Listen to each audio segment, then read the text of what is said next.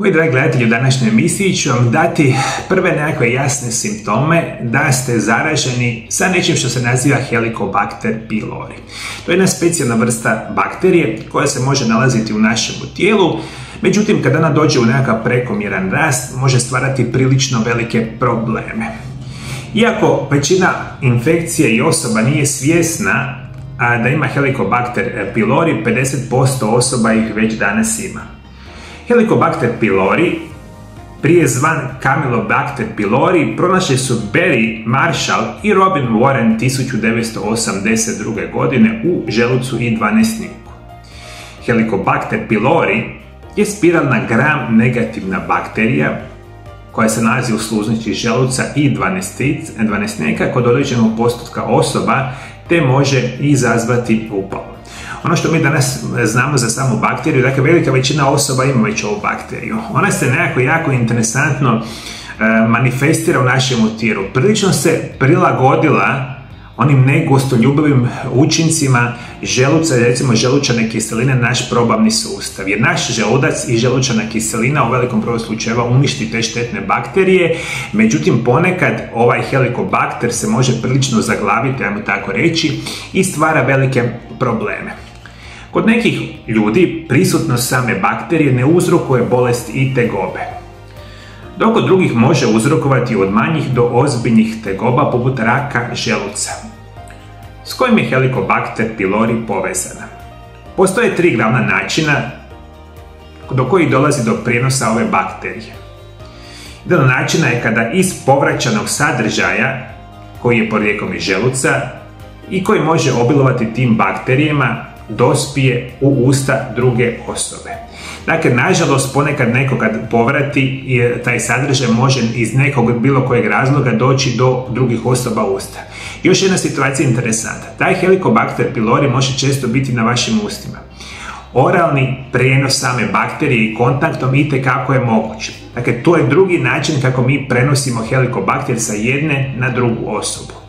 I ono što možemo reći, treći način je feko-oralni i uobičajeni prijenos bakterije koje napadaju probavni sustav, a to je kada Helicobacter pylori iz stolice zaražene osobe putem prljavih ruku pređe u usta druge osobe.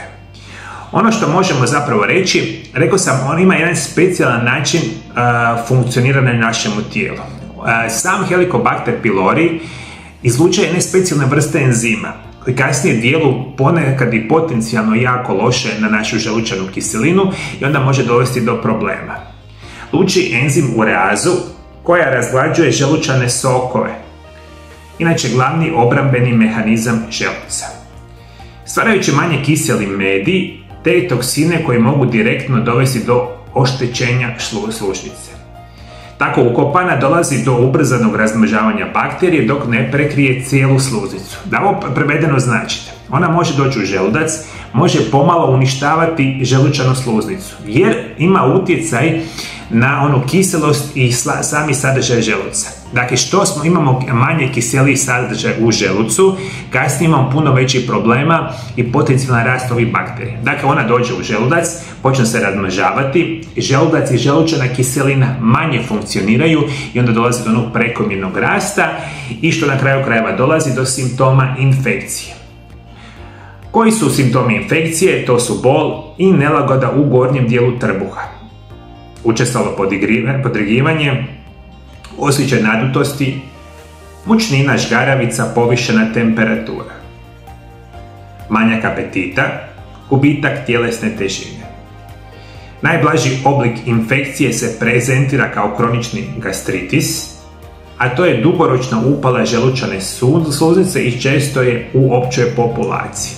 Ono što naravno znate, kada uzimate izuzetno lošu hranu, i svi takako dobro znate, hranu bogatu šećerima, hranu bogatu na nezdravim masnoćama, recimo bijelim brašnom, o tome sam puno puta pričao na moj kanalu, ta bakterija raste krasno. I vi kada dobijete situaciju gdje vi ovakvu vrstu bakterije razmnožite u puno većoj situaciji, osim kroničnog gastritisa u gorim situacijama, vidite kako možete dobiti u oblike 10 do 20% čir na želucu i čir na dvanestnercu.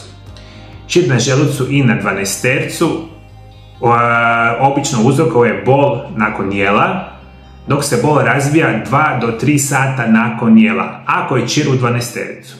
Opasnost simptoma može varirati, a koji su simptomi čira na želucu? To je crna stolica, karakterističan znak krvarenja, krv u stolici, obično ako je krvarenje obilno, kronični umor, poteškoće disanja, vrtoglavica i nesvjestica. Dakle, u onim kasnim fazama helikobakter stvara vam čir od gastritisa, može nastati čir na želucu, čir na 12-tericu. I kada to ništa ne liječite kako treba, a u velikom broju slučajeva se to naravno dogodi, najgore faze bolesti u manjim broja osoba može dovesti do raka želuca. To je najgora i najteža faza bolesti. Ključ je, kao i uvijek, da zdravo živite. Jedan od najboljih obrambenih mehanizama za zdravlje vaše apsolutno želuca biti će prakticiranje nečega što se naziva isprekidani post. Isprekidani post je moja prva knjiga koja je od sada dostupna svima vama na hrvatskoj, engleskoj, njemačkoj i naravno poljskoj verziji. Kupite preko društvenih mreža. Jedan izvanredan način poboljšavanja zdrave probave i uništavanja samoga Helicobactera pylori.